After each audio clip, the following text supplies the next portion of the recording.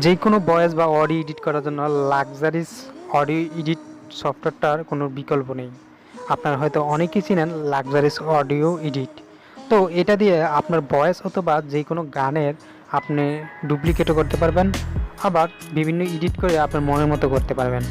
তো ভিডিওটি না টেনে সম্পূর্ণ দেখার অনুরোধ রইল। আর যদি নতুন হয়ে থাকেন অবশ্যই সাবস্ক্রাইব করে পাশে থাকা নোটিফিকেশন বেলটি অন করে দেওয়ার অনুরোধ রইল।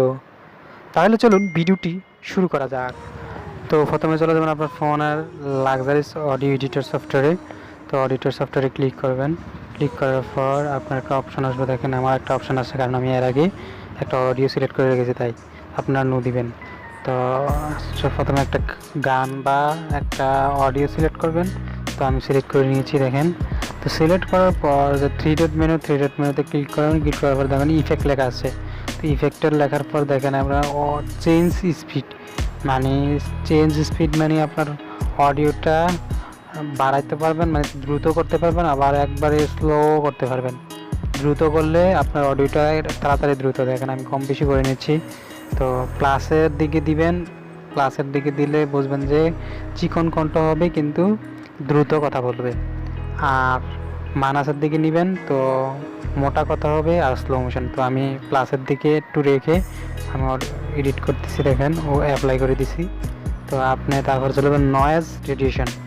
তো নয়েজ রেডিয়েশন আপনার বিভিন্ন ধরনের নয়েজ থাকলে আপনি এটা রিমুভ করবে। তো যদি এটা কমে আনেন তো নয়েজটা শোনা যাবে না।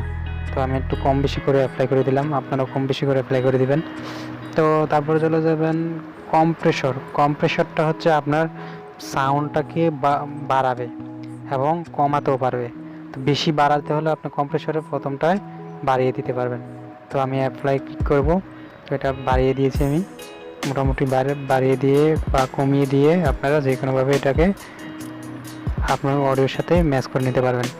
তো আমি একটু বাড়িয়ে অ্যাপ্লাই করে দিলাম। তো অ্যাপ্লাই করে দেওয়ার পর তারপরে আবার থ্রি ডট মেনুতে চলে যাবেন। তারপরে ইফেক্টে আবার চলে যাবেন।